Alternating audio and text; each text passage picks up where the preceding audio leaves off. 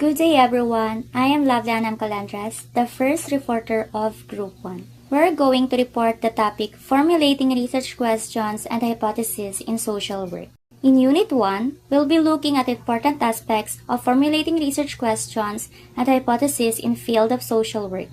The topics we'll be discussing in this unit are basics of research questions and hypotheses, relevance to social work practice, integrating indigenous perspectives, and community priorities in research design.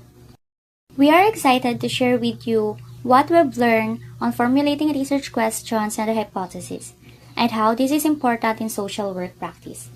We hope to provide meaningful information and spark interest among all of you. So let's talk about the research question in research.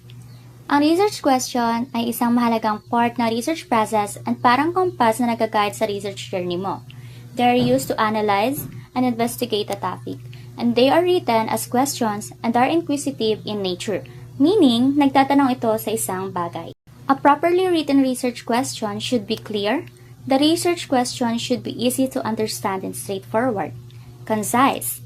It should be brief and to the point, avoiding unnecessary words. Dapat naglalaman ng topic being studied or purpose, what you're investigating or the aim of your research. Variables, the factors or elements you're looking at or measuring in your research. And population, the group of people or subjects you're studying. Now, let's break down the three exciting types of research questions, which are casual questions, descriptive questions, and comparative questions. Let's talk about the casual questions. These questions are like detectives searching for connections. They compare two or more phenomena to see if there's a relationship. Halimbawa, does the amount of calcium in the diet of elementary school children affect the number of cavities they have per year? Para may naalam natin kung ang calcium ay isang superhero na nagpoprotect sa teeth ng mga bata. Next is descriptive questions. These questions paint a picture of what's happening. They describe phenomena by asking how much, how often, or what's the change. Like asking how often do college students use Twitter? Parang kumukuha tayo ng snapshot ng Twitter habits nila. And last, comparative questions. These questions are like comparing apples and oranges. They examine the differences between two or more groups related to a variable. For instance, what is the difference in caloric intake of high school girls and boys? Parang inaalam natin kung may foodie gap ba sa pagitan ng girls at boys. The type of research question you choose shapes your research design. After collecting the data, you'll analyze it and draw conclusions na sumasagot sa research question mo. So, it's important na malinaw at focus ang research question mo para magkaroon ka ng maayos na direction sa research mo. Good afternoon everyone, Celine Mariano here to familiarize us again about the hypothesis in research. A research hypothesis, also called a scientific hypothesis, is a statement about expected outcome of a study. So ito yung statement kung ano yung ina-expect mong malalaman o result ng study. So making a good statement should have three attributes which are specificity, clarity, and testability. In specificity and clarity, a good research hypothesis needs to be extremely clear and articulate about what's being assessed. Dapat clear kung sino ang participants, variable na makakaapekto at paano ito nakakaapekto o paano sila nagkaka-relate. In testability naman, a statement must be testable to qualify as a research hypothesis. In other words, there needs to be a way to prove or disapprove the statement. If it's not testable, it's not a hypothesis. I'll give an example at the end of my topic. Moving on, hypothesis is predictive in nature because it predicts the relationship of the two variables and commonly formulated when you have significant knowledge about the study. Then after formulating the statement, dito na magsisimula ang pag-collect ng mga data via interviews, survey, or related literature. Then it will be analyzed whether it supports or negates the formulated hypothesis. And that will be the result of your research.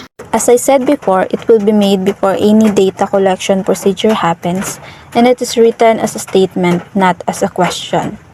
And a complete hypothesis should include the variable, the dependent variable, and independent variable, and how it affects each other or what is the relationship with each other. For an example of hypothesis, students who sleep at least 8 hours per night will, on average, achieve higher grades in standardized tests than students who sleep less than 8 hours a night. We have the dependent variable, the one being affected, which is the grades of the students, the dependent one, the one that affects, which is the number of hours of sleep, and the intended population, which is the students. It is clear, specific, and testable.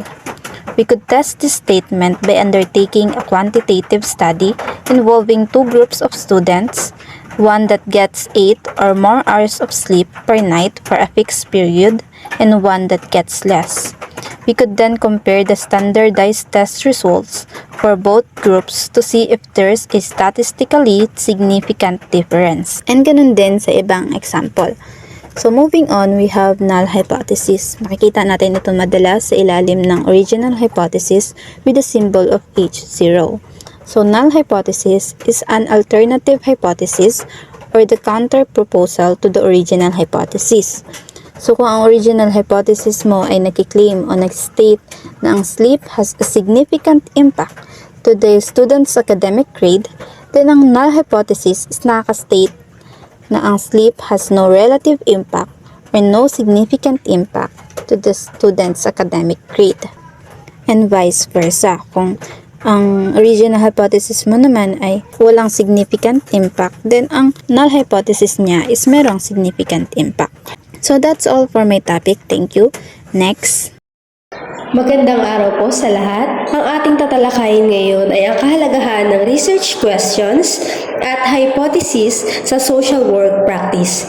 Ang ibig sabihin nito ay kung paano nga ba nakakatulong ang tamang mga tanong at ating hinuha sa paggawa ng mga programang talagang nakakatulong sa mga tao, lalo na sa mga vulnerable groups.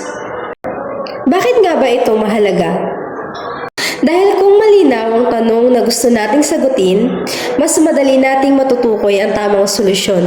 Halimbawa, kung problema ang pagdami ng kabataang nababarkada sa bisyo, dapat alam natin kung anong tanong ang dapat tugunan. Paano sila mailalayo dito at paano natin sila mabibigyan ng alternatibong gawain? Proceed po tayo sa next slide. Paano ito nakakatulong sa mismong trabaho ng social worker? Mas nagiging makabuluhan ang research kapag ang tanong ay directed or connected sa totoong pangangailangan ng komunidad. Let's say, sa isang barangay may problema sa mga batang hindi pumapasok sa eskwela dahil kailangan nilang tumulong sa hanapbuhay ng magulang. Ang tamang research question dito ay, anong uri ng tulong o programa ang makakatulong sa mga magulang para makapagpatuloy sa pag-aaral ang mga bata? Kung ganito ang tanong, malinaw na may layunin ito. Mahanap ang solusyon na agad magagamit. Tulad ng pagbibigay ng cash assistance, school feeding program, o flexible class schedules. Dako naman po tayo sa slide 3. Ngayon naman, pag-usapan natin ang hypothesis. Ang hypothesis ay parang hula o inaasahan natin bago pa magsimula ang research. At ito ang magsisilbing gabay ng ating pag-aaral. Let's say, sa isang city government project para sa mga batang lansangan, pwedeng magkaroon ng hypothesis na kung magkakaroon ng libreng after-school program at counseling para sa mga batang palaboy, bababa ng 40% ang bilang nila sa lansangan sa loob ng 6 na buwan. Kapag sinubukan ito at napatunayang tama, ibig sabihin, epektibo ang programa at maaari na itong ipatupad sa mas maraming lugar. Okay, thank you Miss Marcelino sa pag-discuss ng number 1 to 3 kung saan dito ay dinidiscuss natin ang kahalagahan ng research question and hypothesis sa social work practice. So ayan, number 4, strengthening intervention evaluation. So alam naman natin na sa social work, hindi pwedeng binasta-basta na lang natin yung mga programs na ginagawa natin. Dapat meron tayong mga proof na effective sila.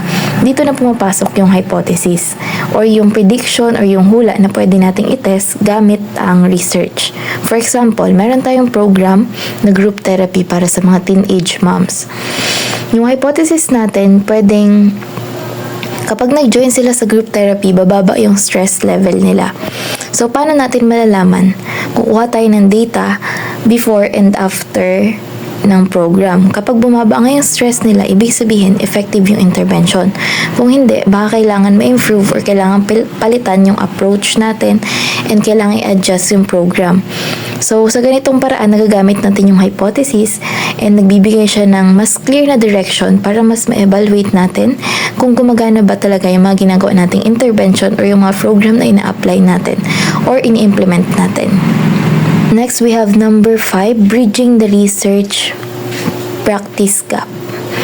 So, dito naman, sinasabi dito na alam naman natin kasi minsan, di ba, may mga gap sa research at actual practice.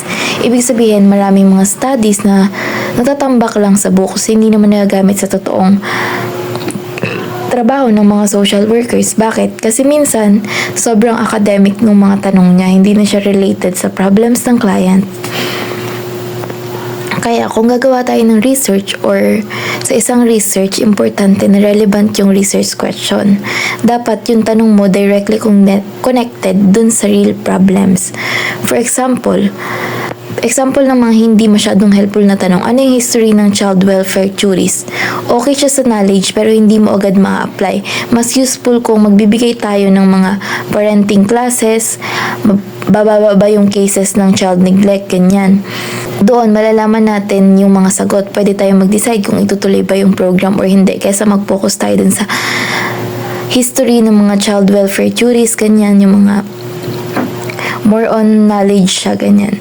Tapos, kung may hypothesis naman tayo, mas magiging clear pa yung patutunguhan ng study natin. Kunyari, meron tayong hypothesis na yung mga magulang na umaattend ng at least 5 sessions about sa mga proper parenting style, ganyan, bababa yung neglect cases nila ng 30% kumpara sa mga hindi umaattend. So, dito, mas focus yung study natin and mas actionable siya.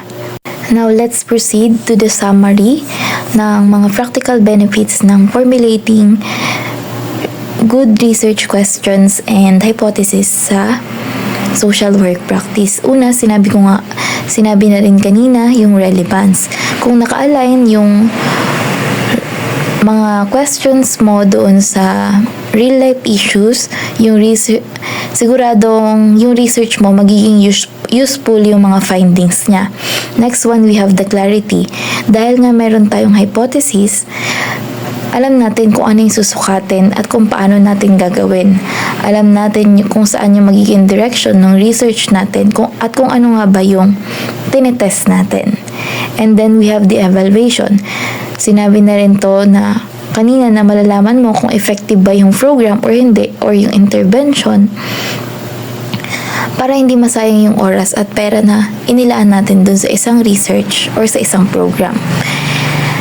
Then, lastly, we have the impact.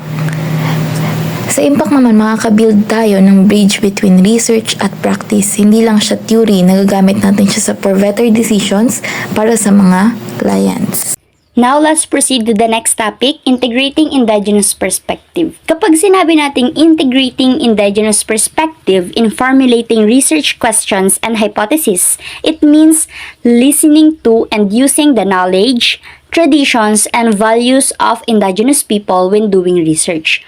So, this makes the research more respectful, meaningful, and fair for them. Kapag gumagawa ng mga research questions or hypothesis, it means we do not only follow Western ideas or kung ano yung nakasanayan natin sa mga research question. But instead, we also focus on how indigenous people see and understand the world. Sa ganitong paraan kasi, nakakatulong yung pananaliksik natin sa kanilang komunidad at nire-respeto ang kanilang karapatang magpasya para sa kanilang sarili. For example, gumagawa tayo ng research about family support system for indigenous community. Ang example ng tanong natin or ng research question natin, kapag nasa Western ideas or nasa Western type ng question is, what parenting styles are most effective in raising well-behaved children in indigenous families? Samantalang, kapag meron ng indigenous perspective or ini-integrate na natin yung indigenous perspective, yung tanong is, how do indigenous families pass down values, traditions, and child-rearing practices that strengthen family bonds and community life? Ano yung pinagkaiba nila? Sa Western type ng research question, it uses outside standards or yung word na well-behave kasi nakabase yan sa Western norms. And also, ang goal ng tanong na yan is to measure effectiveness based on Western psychology or parenting models. And ang problema, it may not reflect what indigenous families themselves value in child rearing. Samantalang, doon sa pangalawa nating example, it looks at indigenous knowledge and practices from their own worldview. And ang goal nito, ng tanong na to, is to understand how culture, traditions, and relationships shape parenting. It respects self-determination, cultural identity, and community-centered values. So, ano yung main difference nila? Sa una nating tanong, it imposes Western idea of parenting. Samantalang sa pangalawa, it centers indigenous voices and values, showing how parenting is tied to culture, traditions, and community well-being. Next is why integrate indigenous perspectives in formulating research questions and hypotheses. Una, cultural appropriateness. It is to ensure that our research questions respect indigenous culture, traditions, and experiences, so it does not offend or ignore their way of life. For example, sa health ng ating ETA community. Sa Western type ng question, maaring ang tanong ay, what modern medical treatments are most effective in reducing common illnesses among the ETA community? Samantalang, kapag inintegrate natin ang indigenous perspective, ang tanong ay, how do ETA community combine traditional herbal medicine and modern healthcare in treating common illnesses? Ang pinagkaiba nila is, doon sa unang tanong, it ignores or set aside the ETA's own traditional healing knowledge. Samantalang sa pangalawang tanong, kung saan inintegrate na natin yung indigenous perspective, it understand how the ETA blend their herbal knowledge with modern healthcare. It respects and values indigenous wisdom while also acknowledging Western medicine. Nakikita niyo ba yung pinagkaiba? Doon sa una, gaya ng sinabi ko, parang na-set aside kung paano yung traditional healing method ng mga ETA. Samantalang doon sa pangalawa, may combination ng herbal knowledge or medicine and ng modern healthcare. Next is relevance. Relevance means making sure that our research is useful and meaningful to indigenous communities. We should not just collect information but also give solutions na makakapag-directly help doon sa kanilang tunay na problema at pangangailangan.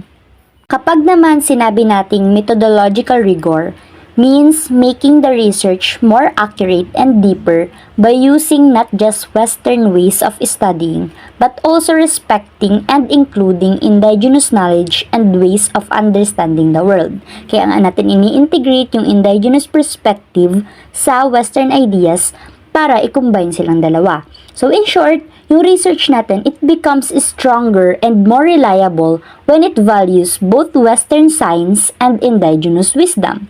For example, we are doing research on how a community takes care of the environment. On a Western method, they might measure soil quality, water levels, or biodiversity using scientific tools. But if we add indigenous knowledge, we also listen to the community's elders who observe changes in animals, plants, and seasons based on their traditions and life experience. So, by combining both, the research becomes more accurate and complete because it uses scientific data plus indigenous wisdom together. So now, let's proceed on how to reconcile and empower indigenous communities. Reconciliation and empowerment is like fixing past wrongdoings of researchers and giving power to the indigenous community now. It includes addressing injustice, about making up for the bad things na nangyari in the past nung yung mga researchers didn't really respect indigenous communities enough. For example, in the past, yung mga researchers, they are taking indigenous knowledge without asking. Ngayon naman, they work together with the community so everyone gets the benefits. Empowering indigenous communities is also included here. It's about giving indigenous communities the power to control how research is done, mula umpisa hanggang sa matapos ito. And it also promotes self-determination like supporting indigenous people's right na gumawa ng sarili nilang desisyon for their future. Ngayon naman, let's dive in kung paano nga ba mai-include ang indigenous perspective sa research questions and hypotheses. First on the list, researchers should center indigenous voices. Listen to them, make sure to value and highlight kung ano yung mga sinasabi ng indigenous people at yung mga sinishare nilang experiences and knowledge. For example, instead of deciding what's important, tanungin na lang dapat yung community kung ano nga ba talaga yung problemang kinaharap nila. Second, researchers should understand indigenous worldviews. Dapat hindi natin kinakalimutan na yung mga indigenous people, they see a deep connection between themselves at sa land nila. Para sa kanila kasi, it's not just a place, but part of their spirit and culture. Third, researchers should incorporate indigenous values, include values like helping each other, working together, and building relationships in your research. Incorporate indigenous values kasi sa research natin, it means including principles like cooperation, community, and strong relationships. Kasi instead na nagpo-focus lang tayo sa individual outcomes, dapat kino-consider din natin yung impact sa entire community ng research study na ginagawa natin. Fourth, researchers should adapt research methods. They should mix Western research ways with indigenous ways to create methods that fit the local culture. Instead of just using surveys, we should use storytelling or talking in circle to gather more information and accurate information. These methods are important in indigenous cultures and can give you richer and more detailed insights. Kasi nga, using storytelling will help you understand things better than just using surveys, right? Fifth, ask the right questions. So here naman, researchers should ask the right questions that is mainly focusing on the specific issues at sa mga pangangailangan ng indigenous communities rather than applying Western perspective. Kasi nga, by asking questions na nagde-delve talaga sa root causes ng problems within that specific community, the research that you're conducting can identify more effective and culturally appropriate solutions. And last on the list is using indigenous knowledge. So here, the researchers should base their research ideas on both Western knowledge and indigenous knowledge na importante, pinaniniwalaan at alam talaga ng mga indigenous people. For example, if you are talking to a group of indigenous people, instead of saying therapy will fix depression, try saying therapy plus cultural healing will work even better. Why? Because it's more respectful and helpful to use both ways of knowing. By doing these things, research can effectively help fix the community's problems, give power to indigenous communities, and improve their well-being. Now, we will proceed on community priorities in research design. Community priorities in research are the issues and concerns that comes directly from the community members themselves rather than being decided only by outside researchers or institution. This ensures that the research is not just an academic exercise but is relevant, meaningful, and useful to the people it is intended to benefit. How it shapes research. First, topic studied. What the research come from real issues. Next, methods used. Research tools, approaches, and language are adapted to fit communities' culture and accessibility. And lastly, outcomes measured. Success is defined by what the community values, not just what academics want to publish. Why it matters in social work? First, social work values participations, empowerment, and social justice. Research that ignores community priorities might miss the real problem or even create solutions that do not fit the community's context. And lastly, by listening the community research becomes a tool for empowerment rather than just data collection. It ensures that outcomes reflect what really matters to the people. And for the ways to integrate community priorities. Community-based participatory research or CBPR. This is a collaborative approach where researchers and community members work as equals at every stage planning, collecting data, analyzing results, and using findings. Other strategies include community consultations, focus group discussions, survey guided by community leaders, and participatory actions research. In short, community priorities in research designs ensures that the studies are people-centered, culturally relevant, and socially justice for social workers. This aligns research with the professionals' missions to advocate for the empowered communities. I'll be continuing the discussion of Mr. Martinez, which is why community participation matters in social work, and also the importance of culture in the process. Community consultations and surveys. These involve focus groups, barangay assemblies, or interviews to understand issues directly from the people. Sa prosesong ito ay mahalagang makausap mismo ng mga researchers ang mga tao sa komunidad. Ginagawa ito sa pamamagitan ng mga focus group discussions, barangay assemblies, o one-on-one interviews. Layunin nito na alamin kung ano talaga ang mga problema o pangangailangan nila. Halimbawa, pagpupulong sa barangay upang alamin ang mga problema. Sa pagpupulong na iyon ay malalaman natin kung ano yung problema na gusto nilang maresolba. Okay, next na tayo sa number 3. Use of Community Advisory Boards or ang tinatawag nating CABs. CABs are made up of local representatives. They guide and monitor the research to ensure it's community-centered.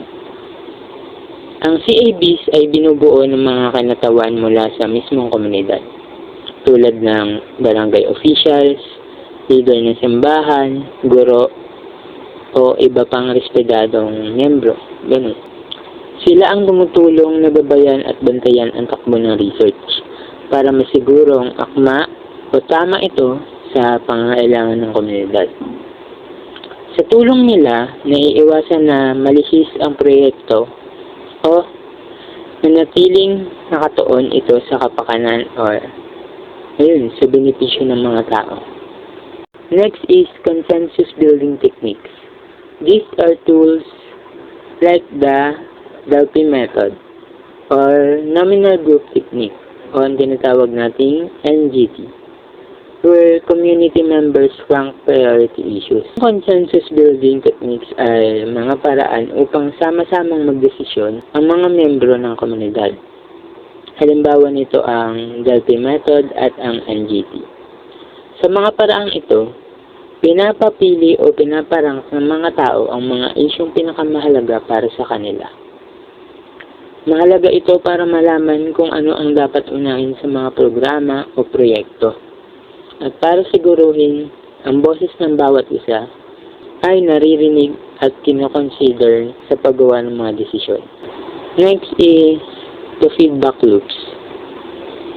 This means giving regular updates to the community to validate findings. Ang feedback loops ay ang proseso ng pagbibigay ng regular na update sa komunidad tungkol sa resulta ng research. Sa ganitong paraan, nasisiguro na nauunawaan ng mga tao ang mga natuklasan at naitatanong kung tama ba ang interpretasyon.